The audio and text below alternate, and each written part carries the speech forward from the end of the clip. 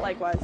What's your take on what's happening with the FCC right now and Jimmy Kimmel's show being pulled off air?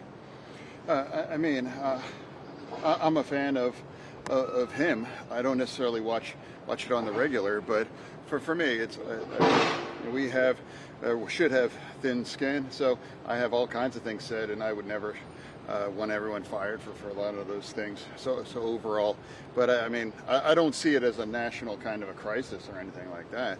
But again, I wish it didn't happen, honestly.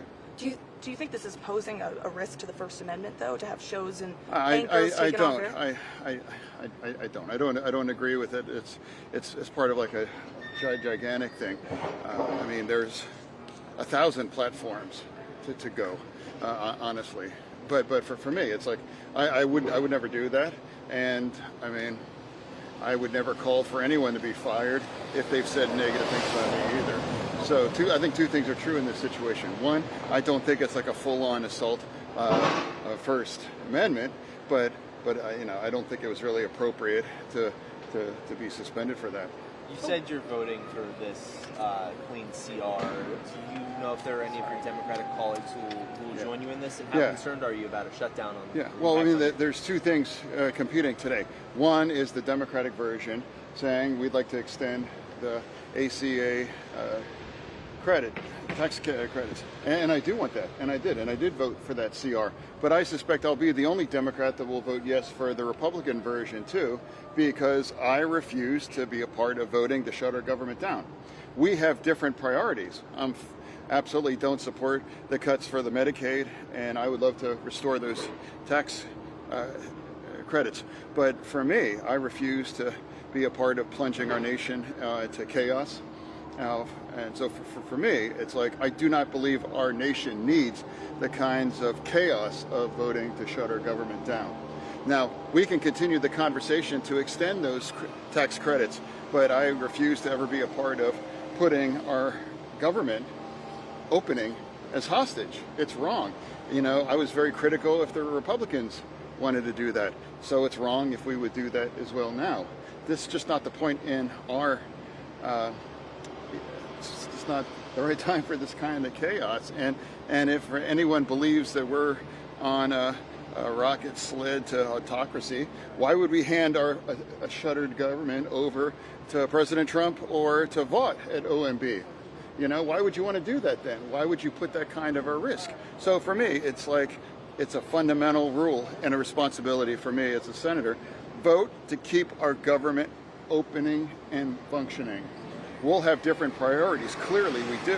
But that doesn't mean it's ever appropriate to shut it down. And you tell us about, you've got National Guard troops here in Washington, D.C. who might not get paid. What sort of impact would a shutdown have on them or your there's a lot of people. There's a lot of people that won't get paid. We will get paid though. Yes. What kind of a visual? It's like we'll get paid, but all of the others, no. That's wild. That's part of the chaos, and all the other critical kinds of services, especially after the Kirk assassination and the kinds of chaos that we're at. If we are struggling with Kimmel's suspension, we're really not ready to deal with, shutting down our entire government right now. I feel like this is now not the time for that kinds of chaos, unprecedented chaos, I think. Senator, have you had any discussions with your Republican colleagues about extending those Affordable Care Act premium tax credits, and do you get the sense that there is a bipartisan solution here? I sure hope there is, but for me, I'm not sure exactly how much leverage that we had. I led that charge back in March. I said we have no leverage in this circumstances. Why would we shut our government down? So I've been pretty consistent through this. I do hope for all of these votes for health care, but for me, I also have that responsibility to vote to keep our government open. Senator, going back to the Kimmel situation, the FCC chair threatened ABC on the chemtrails. Or the what? On the Kimmel, the Jimmy Kimmel show. Okay. The FCC chair threatened ABC on pulling back or making a way to try to address the situation.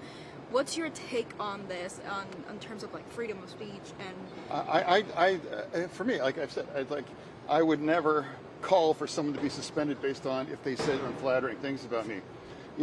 But also But too. does it worry you that the FCC chair is threatening?